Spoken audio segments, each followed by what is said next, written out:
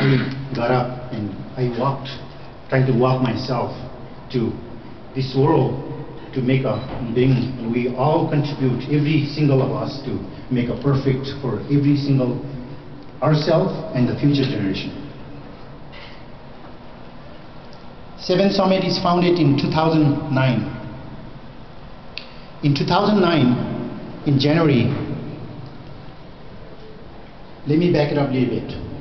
In 1998, after one of my struggle was getting to green card in America. That's the biggest challenge. After getting my green card, I went to Nepal in 1998. I thought it's made a really big change, and seeing like 10 years later, looking at back my village, I thought it's going to be developed very well, just like in America.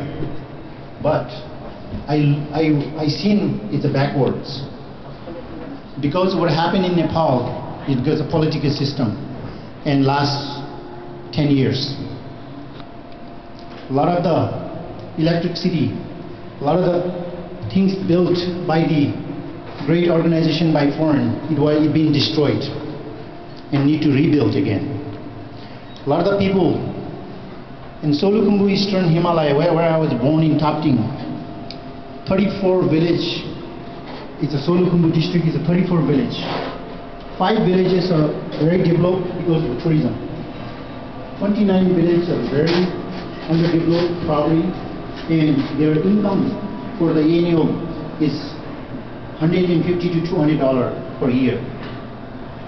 Men does, most of the village people does, men does the trekking and expedition. Female, the woman, wife, and the housewife, they will take care of the kids and grow a craft.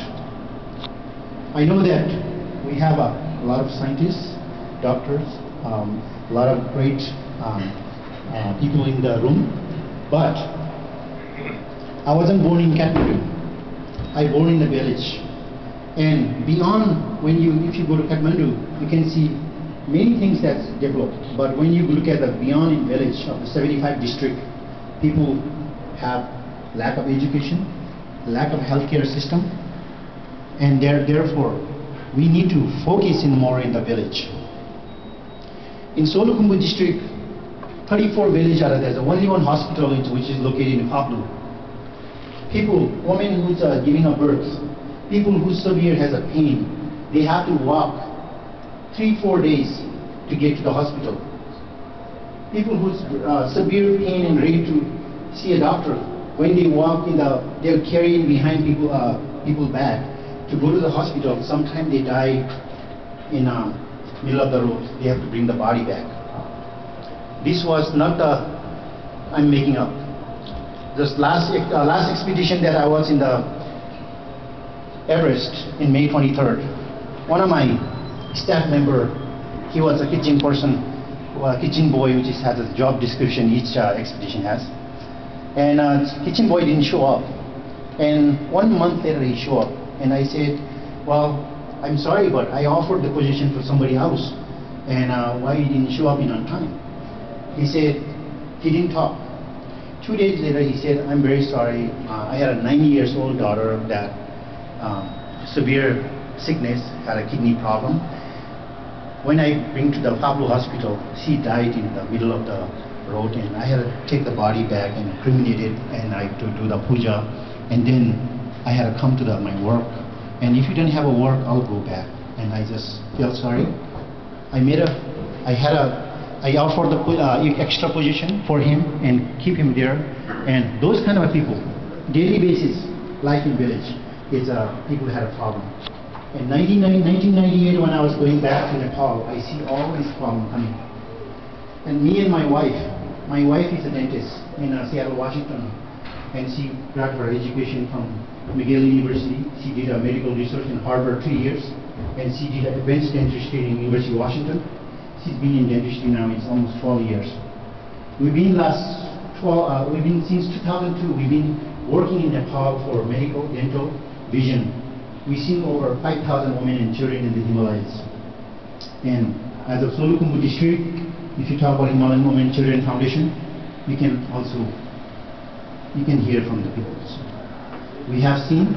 We took the machine from here. We put like a home clinic. Basically, we announce over the radio. Now they have like a Solokumbu FM, which is they can announce, and village people can come like 2-3 days. And first year we have a very difficulty because people, it's hard to educate people because people think we are providing everything, lodges, everything. So they don't have money to pay the hotel to stay. So we had to provide them a hotel, pay them coming there. So we had to clean their teeth. A lot of people had a problem with the SRP, like a lot of gum tissue problem. So we had to treat the gum tissue. And now we're often going back every year, once a year, to help those women and children. That's a health reason. Now, every mountaineers have a dream of climbing Everest. There's only one man made a change in the Himalayas, which is Sir Edmund Hillary. For me, as a boy in the village, growing up, Sir Edmund Hillary inspired me. I look at it very highly in my role model as a Sir Edmund Hillary. He's the king of Nepal for me. With his work in the Himalaya, throughout the Himalaya, more than 16 schools, 4 hospitals, 2 airport ground, which is one climb in Everest, he made a difference. But today people climb more than 15, 20 times in Everest. They haven't contributed much yet. Therefore,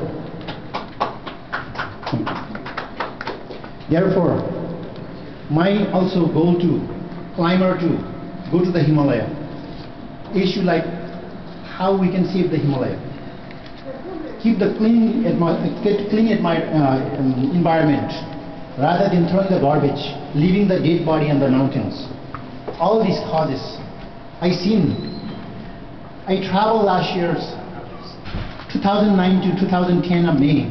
Within 10 months I did a 7 summit with each continent.